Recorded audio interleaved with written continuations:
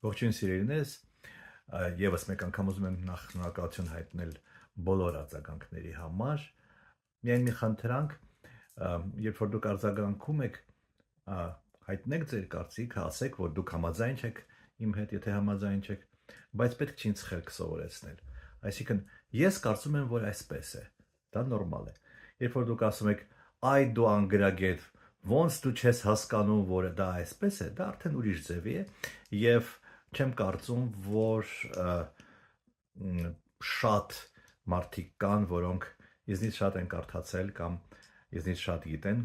Իհարկե, այդպիսի մարդիկ կան, բայց այդպիսի մարդիկ միշտ կոռեկտ ձևով են արտահայտում իրենց կարծիքը։ Ես պետք է խոստովանեմ, որ վերջին շրջանում ես տարված եմ ռուս գրող Նիկոլայ Լիսկովի ստեղծագործություններով։ Այն գործերը, որոնք ես կարդացել եմ խորհրդային տարիներին, ես ունեմ այստեղ 5 հատորյակը խորհրդային տարիներին լույս տեսած, դրանք ոչ լիակատար ձևով են պատկերացում տալիս այդ մարդու ստեղծագործությունների մասին, պարզ է աթեիստական երկիր էր եւ այն կրոնական թեման, որը գերիշխում է Լեսկովի մոտ, այնտեղ չէր երևում։ Վերջերս օրինակ կարդացի մի պատմվածք այն մասին, թե ինչպես է Աստված գալիս մի գյուղացու տուն։ Դրա մասին մեկ ուրիշ անգամ, բայց այսօր ուզում եմ խոսել հեքիաթի մասին, որը կոչվում է Աստծո կամքի ժամը։ Այդ հեքիաթը տալիս է պատասխան 3 հարցերի։ Ընդ որում այդ 3 հարցերը հուզել են նաև Լև Տոլստոյին եւ հենց նա է հուշել Լեսկովին, որ նա հեքիաթ գրի դրա մասին, իսկ Տոլստոյի մոտ կա կարճ տեքստ, որը պատասխանում է այդ հարցերին։ Սկզբից այդ հարցերը տամ։ Որ ժամն է ամենակարևորը, որ մարդն է ամենակարևորը եւ որ գործն է ամենակարևորը։ Այդ 3 հարցերը հեքիաթում պատմում են, հեղինակը պատմում է մի թագավորի մասին, որը շատ բարի էր, բայց որի գործերը այնքան էլ լավ չեն գնում, եւ չար մարդիկ, հարուստ մարդիկ շահագործում են, խեղճ մարդիկ, հաղթատները տանջվում են, դժբախտ կյանք են վարում, իսկ թագավորը չի ուզում, որ այդպես լինի, եւ դրա համար ինչ որ միջոցներ է ձեռնարկում, իր պալատականներին է կանչում, խորհրդակցում, իմաստուններին է կանչում, այդ ամեն ինչը ես բաց եմ թողում, եւ ի վերջո մի հասարակին նրան հուշում է, որ ահա այս 3 հարցերի պատասխանը նրան կօգնի ճիշտ կառավարել եւ այնպես անել, որ դժբախտություններ եւ անելանելի վիճակներ մարդկանց մոտ չլինեն իր թագավորությունում եւ նա ուղարկում է, որը հատկանշական է, իր ծաղրածուին, ոչ թե պալատականին, ոչ թե իմաստունին, այլ իր ծաղրածուին, մի աղջկանից, այդ աղջիկն է, ըստ մտածման, այդ աղջիկն է տիրապետում գաղտնիքին, այդ հանելուկը լուծելու։ Եվ ի վերջո տարբեր արկածներից հետո, կարճ եմ պատմում,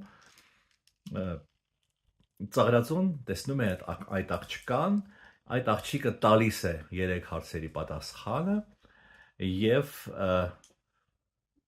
ասում է արդեն ծաղրածուն պատրաստում է վերադառնալ թագավորի մոտ, բայց աղջիկը ասում է հատկանշական շատ դետալ է։ Ասում է, բա ինչպես թագավորը կհավատա, որ դու ճիշտ ես ասում, դու չես հնարել այդ պատասխանները։ Եվ խորհուրդ է տալիս չվերցնել թագավորից այն 100 ռուբլին, որը թագավորը խոստացել է ճիշտ պատասխանները ստանալու համար։ Գալիս